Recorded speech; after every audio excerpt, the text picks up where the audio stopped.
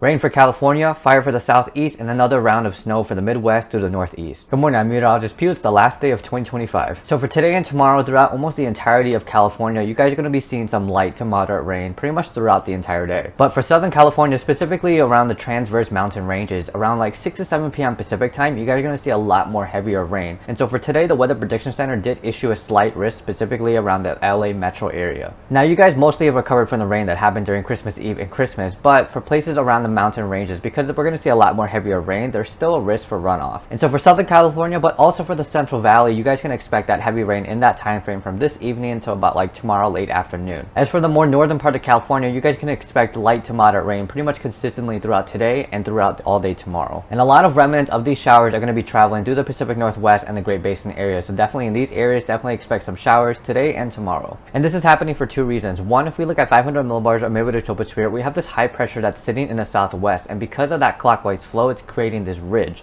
And so with that, it's transporting a lot of moisture from the southern Pacific into California. And so going down to the surface, we do have this low pressure and slowly traveling to the northern part of California. And with low pressures being kind of clockwise flow, as it gets closer to California, for looking at specifically the southern region, right now it's going to be having more easterly flow, but as it gets closer, we're going to have more southerly flow, and that's going to be perpendicular to the transverse mountain ranges. And that's going to maximize the orographic lift, or winds forcing to go upwards with the mountain and then creating that heavy rain. Now going to the central part of the US, we have this high pressure and that's clockwise flow, and we're having the opposite effect for the Rocky Mountains and the Appalachians. We're going to have downslope winds for both of these areas, and one that's going to warm these areas up but also dry it out. So in all these areas, we're going to see relative humidities around 15 to 20%, but specifically in the southeast, we're going to have a little bit of wind from about 10 to 15 miles per hour sustained. And so with the dry air and a little bit of wind, we are going to have an elevated fire risk. Now going back at 500 millibars, this ridge is bringing a little bit of remnants of moisture from the British Columbia area into the Midwest, and pair that with an incoming shortwave trough and a lot of winds aloft, we're going to have more snow for the Midwest and an amplification of the lake effect snow, and then northeast. So right now, this morning, Minnesota, Wisconsin, you guys are probably already seeing these snow showers. Northern Illinois, Northern Indiana, Michigan, you guys are probably going to see the snow showers around like 12 to 1 p.m. Central Time. Ohio, Pennsylvania, West Virginia, New York, you guys are probably going to see more of this snow around like 3 to 4 p.m. Eastern Time. And for most of us, we're only going to see about half an inch to about 2 inches max. But if you live on the eastern portion of the Great Lakes, Lake Michigan, you'll probably see a little bit more. But like Erie, like Ontario, you guys are still predicted to get 1 to 3 feet of snow from Monday all the way to this Friday. But with the shortwave coming in, you guys are going to see an amplification of this heavier snow tonight and tomorrow. And almost for the entirety of the Northeast, you guys are going to see at least a sprinkle of snow, and some places maybe up to 1 to 3 inches, especially if you live on the eastern portion of Maine. And this is going to occur from tonight into about tomorrow morning or late afternoon.